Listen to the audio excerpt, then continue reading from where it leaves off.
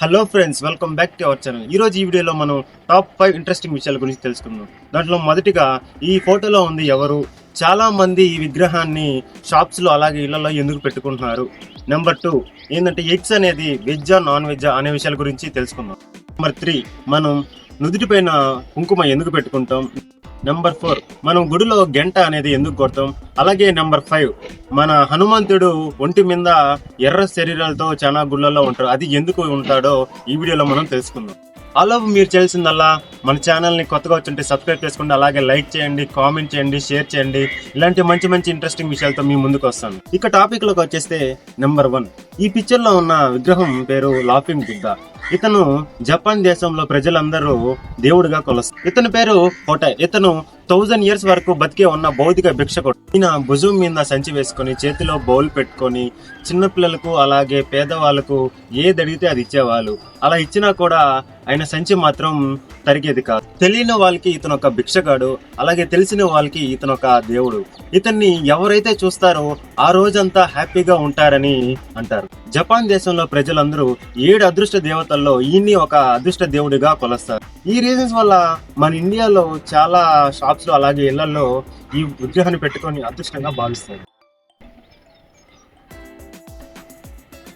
Number 2 అదే egg. ఈడుండే egg ని మీరందరూ నాన్ వెజ్ అని అనుకుంటున్నారు, కానీ సైన్స్ ప్రకారం అది నాన్ వెజ్ కాదు, వెజ్. జనరల్ గా ఎగ్స్ అనేటివి 2 types ఉంటాయి, అదే డిప్లాయిడ్ అలాగే డిప్లాయిడ్.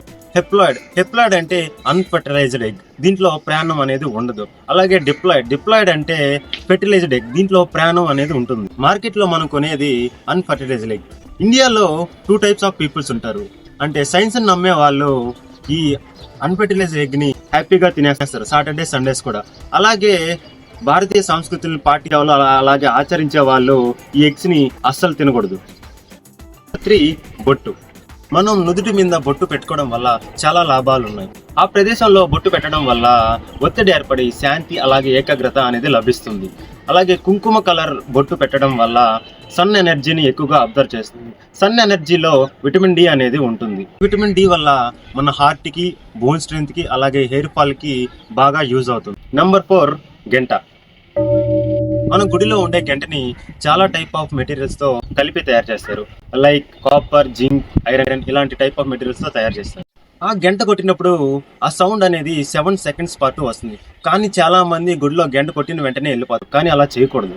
మన బాడీలో ఉన్న 7 హీలింగ్ సెంటర్స్ ని ఇది యాక్టివేట్ చేస్తుంది. దీనినే నాడా యోగా అని అంటారు. నాడా అంటే సౌండ్, యోగా అంటే యూనిటీ. సౌండ్ వినడం వల్ల మన బాడీలో ఉన్న నెగిటివ్ ఎనర్జీ వెళ్ళిపోయి పాజిటివ్ ఎనర్జీ వస్తుంది.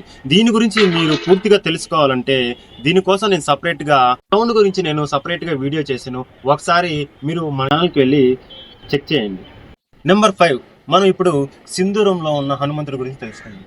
ఇలా హనుమంతుడు ఒంటి నిండా సింధూరం ఎందుకు పూసుకున్నాడంటే సీతాదేవిని ఇలా అడుగుతాడు, సీతాదేవి మీ నుదుటి మీద కుంకుమ ఎందుకు అలా పెట్టుకున్నారంటే అప్పుడు సీతాదేవి నా రాముడు ఇలా నేను కుంకుమ పెట్టుకుంటే బాగుంటాడు, ఎల్లప్పుడూ ఎటువంటి ఆపదలు రావు అని చెప్తుంది. వెంటనే హనుమంతుడు తన ఒంటి మీద ఇలా సింధూరం అనేది పూసుకుంటాడు. సీతాదేవి ఇలా హనుమంతుడిని అడుగుతుంది, ఎందుకు ఒంటి మీద ఇలా సింధూరం పూసుకున్నావు అని. అప్పుడు సీతాదేవికి ఇలా చెప్తాడు, మీరు కుంకుమ పెట్టుకుంటే రాముడు బాగుంటాడంటే నా రాముడు ఇంకా బాగుండాలని ఇలా ఒంటి మీద అంతా సింధూరం పెట్టుకుంటాడు.